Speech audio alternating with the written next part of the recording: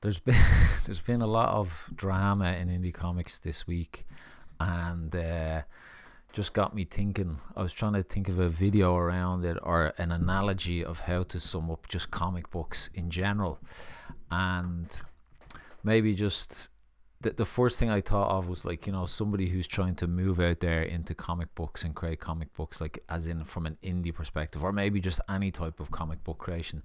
And I thought of comic books as like an ocean, like there's just, it's so massive. There's so much to it. There's so many dangers and pitfalls, and this image of a little baby turtle, like so tiny and insignificant, like moving out into this great big ocean. Like that's what I think of when I see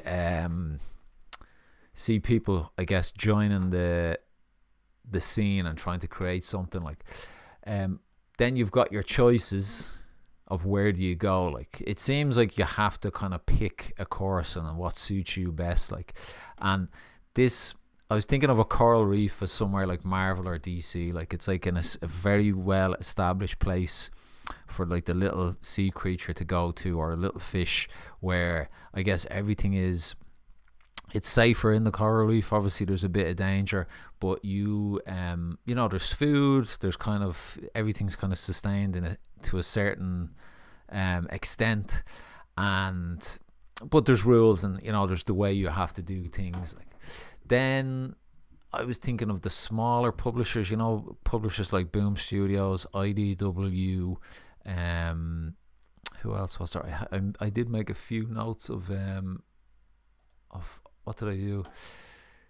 Boom, Image Comics, and IDW. Like, so it's kind of less established. I'm thinking of like a Shipwreck down there that's maybe there a while, but like, all the little sea creatures, the new little creators, or the comic book creators can go there first, like to try and find some kind of haven. Like, but then like there was I guess when Comicsgate, well, to me, this is my perception, I never really experienced this until Comicsgate came on the scene, and like you had people using YouTube and like, building a fan base just all off their own backs. Like, and that, I have this image of like a big whale shark, like, and what the whale shark kind of provides is like shelter for some of the smaller creators to kind of align, with that creator, and kind of reap some of the rewards of this like big whale. Like, so that's where I had like Comicsgate, like Ethan, John Malin,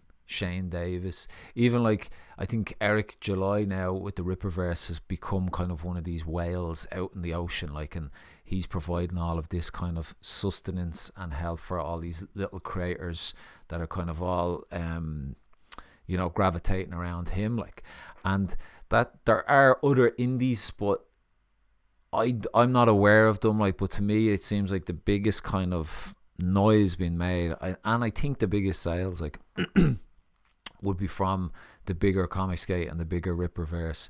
Manga is just like some kind of unknown ocean out there that I have never explored, so I'm gonna just put that to the side for my analogy.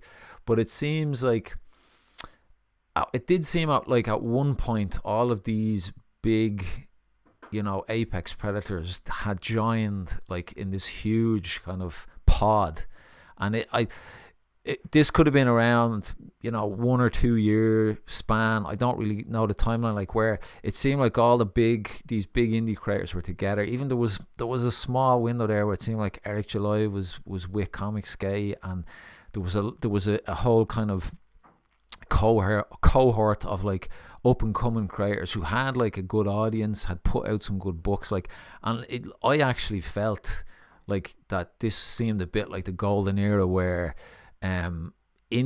this kind of just indie pod of creators would kind of get big enough in a sense to take on like Marvel and DC. Obviously, it still would have been years in the making, but like if it had have stayed as a unit, you never know. Like, I guess anything could have happened, or something bigger could have come out of it. Like, but that didn't last, unfortunately. And like I think we're kind of in this stage now where for a whole host of reasons and history and nuance, like so many creators have have all fallen out, and I guess it's human nature.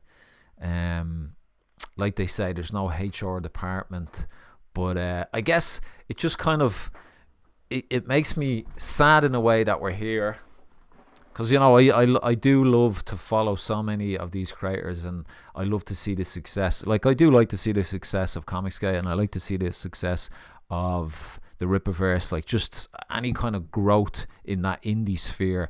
Like, I wouldn't follow the big business of the big companies as much, but it's more about those kind of creators that are present on YouTube mainly, and I would be rooting for them all. Like, and it kind of does. It makes me really sad to see them all like falling out, and like everyone seems to have their own reasons and stuff like that. Like, but I guess it seems now, I don't think there's ever any going back. Like, but it seems now, as an indie creator, you nearly have to pick your. I don't know if you can even have friends, because if you have friends, you have to align with them.